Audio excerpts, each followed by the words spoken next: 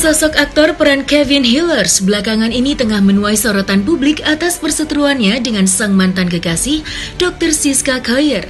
Keduanya bahkan telah saling melapor ke pihak kepolisian atas dugaan penganiayaan.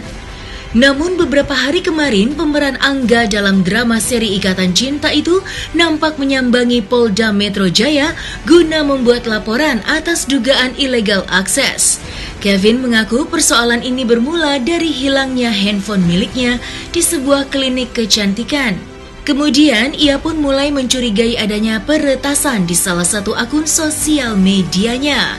Bahkan saat ini akun tersebut tiba-tiba menghilang dan Kevin tidak dapat lagi mengaksesnya. Lantas, benarkah pelaporan Kevin kali ini ada kaitannya dengan permasalahan Kevin Hillers dengan Dr. Siska Khair yang hingga kini masih terus bergulir? Hari ini saya bersama kuasa hukum saya datang ke sini membuat laporan di mana sedikit saya ceritakan kronologi. Pertama kali handphone saya hilang di salah satu klinik kecantikan daerah Mangga Besar. Kami berterima kasih untuk instansi kepolisian, dalam hal ini Polda Metro Jaya, sudah menerima laporan klien kami, Pak Kevin. Ceritanya sangat sederhana, saya persingkat saja. Sejak tadi Pak Kevin bilang bahwa handphonenya hilang di salah satu klinik kecantikan di Mangga Besar ya Pak. Sejak itu dari bulan April lah kurang lebih itu, sampai tadi pada saat kami konsul di ruangan konsultasi SPKT, kemudian salah satu media sosial Pak Kevin ini yang dihack itu, yang dilakukan illegal access itu tidak bisa lagi diakses seperti itu. Itu poin pentingnya. Nah, sehubungan dengan terlapornya, berdasarkan dari hasil konsultasi kami bahwa situasi atau status terlapor sekarang adalah dalam lidik. Namun jika ditanya, Pak, apakah sudah ada bukti untuk mengarah kepada seseorang? Ya jelas adalah. Pasti kami punya bukti untuk itu. Ada video-video, ada screenshot dan lain-lain. Tapi untuk ini karena sudah berjalan di kepolisian dan untuk ketertiban hukum juga, kami serahkan seluruhnya kepada Polda Metro Jaya. Seperti itu. Makanya ini aku juga bingung, ini orang kenapa sih gitu. Benci banget atau gimana? Kalau ini katanya kan Facebook ya. Jujur sama sekali saya itu nggak tahu Facebooknya dia. Dan saya juga nggak berteman di Facebook. Sekalian aja lah fitnah aku, ilegal micet, Oyo, Tinder, silahkan. Aku ibaratnya ikutin proses aja.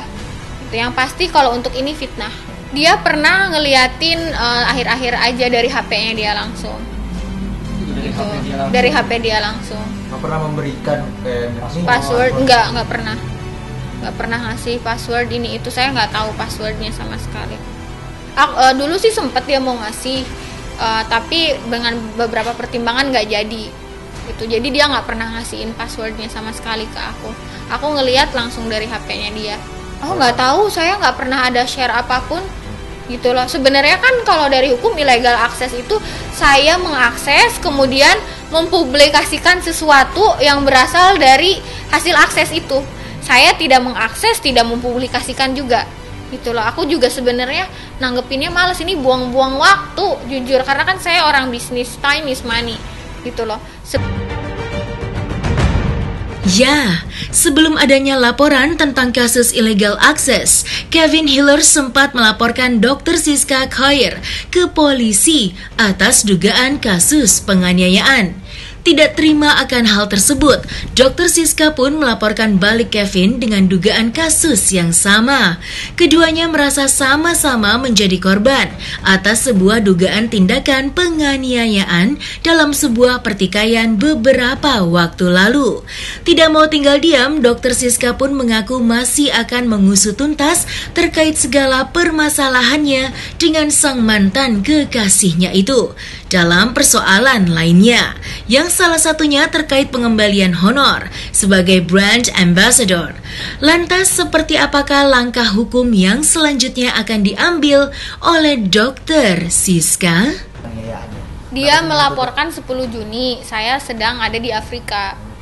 Nah, pas itu akhirnya saya pulang tanggal 12 sampai Indonesia, aku lapor balik karena sebenarnya saya korbannya. Saya yang babak belur, saya dicekek, saya dilempar tas berisi barang berat, kemudian ditarik, itu semua ada dalam rekaman yang saya rekam sendiri. Karena itu tadi, alhamdulillah saya masih diberi lindungan gitu loh. Ada orang rekam-rekam, saya juga nggak mau kalah, aku rekam sendiri karena aku juga berpikir itu untuk apa harus direkam-rekam gitu loh. Emangnya saya ini tuh orang lain, kita kan ada hubungan gitu loh. Harusnya kan kalau misalnya orang yang berpikiran bersih hatinya atau apa, itu kan ibaratnya dijadikan untuk melerai, ini malah rekam-rekam. Ini yang rekamnya sih menurut aku yang agak-agak error.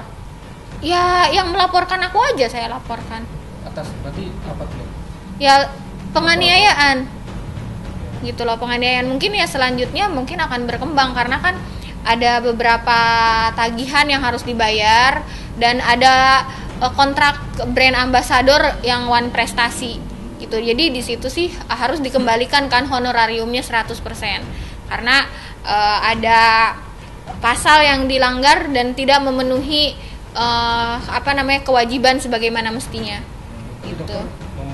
Sudah membuat peringatan dari perusahaan, sudah memberikan surat peringatan untuk segera dibayarkan tagihan-tagihan beserta dengan honorarium yang harus dikembalikan karena pekerjaannya tidak selesai sebagai brand ambassador. Mungkin berapa total nih? Itu sih out of record, yang pasti nggak sedikit. Itu. Ada jangka waktu buat Kevin mengembalikan itu? Belum sih, tapi nanti kita lihat dulu itikat baiknya seperti apa. Kembali lagi proses hukum kan sudah berjalan, kita biarkan berjalan seperti semestinya aja, dimana terlalu banyak opini-opini juga di luar sana. Kalau kita mau bilang kita paling benar, kita bisa buktikan nanti di bukti video daripada opini dan cuma kalimat-kalimat yang ditulis di sosial media, paling itu aja sih. Mas laporin balik nih gimana nih? Ya kita warga negara yang baik, kita ikuti aja Pak ya proses hukumnya Pak ya. Jago-jago. Kita patuh Pak, kita patuh Iya. sama proses hukum. Laporan saya pastinya sudah diproses oleh penyidik gitu loh. Pastinya sudah berjalan juga. Itu karena kan bukti-bukti saya lengkap, makanya pastinya diproses. Buktinya dari saksi, video, hasil pemeriksaan ahli, rekam medis, karena kan semuanya sesuai dengan aku kan waktu itu juga sempat masuk rumah sakit ya, jadi kan bekas-bekasnya masih ada. Itu kan diinterpretasikan oleh dokter itu sebagai domestikal abuse. Aku udah bodo amat sama dia, udah di tahap yang I don't care gitu loh. Saking mungkin sebelum-sebelumnya kecewa, sedih, aku nangis terus kayak ngerasa kebaikan aku dibalas dengan ibaratnya air susu dibalas dengan air tuba. Tapi kesini aku lebih kayak memaafkan dia untuk diriku sendiri supaya lebih damai.